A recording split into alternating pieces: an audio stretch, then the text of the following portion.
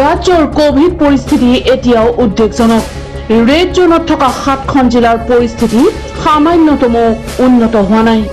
Red জোন জিলাৰ পৰিস্থিতি উন্নত নোহোৱা পৰ্যন্ত বন্ধ থাকিব আন্তঃজিলা যাতায়াত।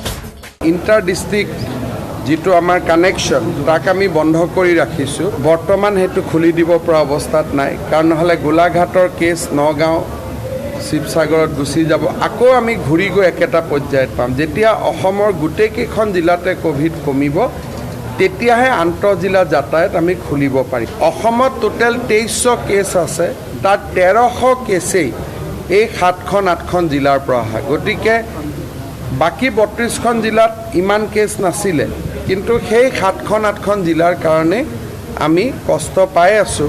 বুধবাৰে প্ৰকাশ পাব কোভিড সম্পৰ্কীয় নতুন SOP। যিসমূহ জিলাত কোভিডৰ পৰিস্থিতি সামান্য উন্নত হৈছে সেই জিলাসমূহত বিয়লি 2 বজাৰ পৰিৱৰ্তে 4 বজাৰ পৰা হ'ব কাৰফিউ।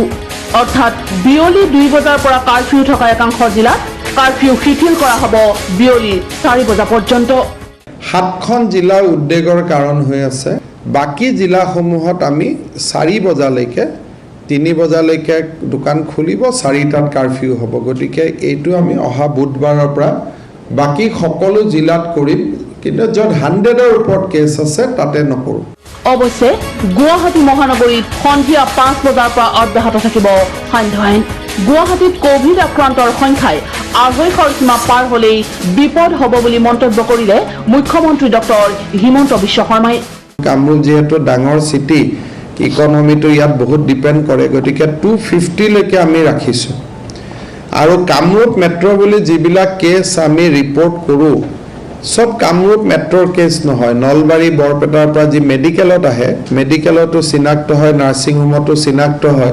আনহাতে ৰেড জোনত থকা গোৱালপাৰা, লখিমপুৰ, যোৰহাট, শোণিতপুৰ, বিশ্বনাথ, মৰিগাঁও আৰু গোৱালপাৰা জিলাৰ যদি পৰিস্থিতি শীঘ্ৰে উন্নত নহয় তেনেহ'লে পৰিণতি বিষম হ'ব বুলি ক'লে মুখ্যমন্ত্ৰীগৰাকীয়ে।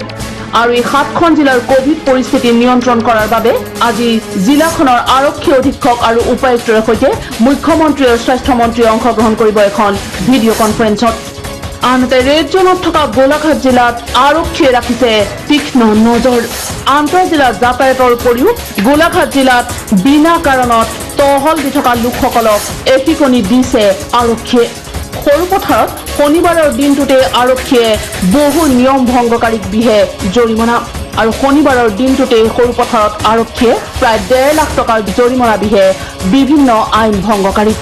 আৰু এনেদৰেই বিভিন্ন কাৰণত একে ঠাইত জুম বান্ধি থকা লোকক খেদি পঠিয়ালে আৰক্ষীয়ে।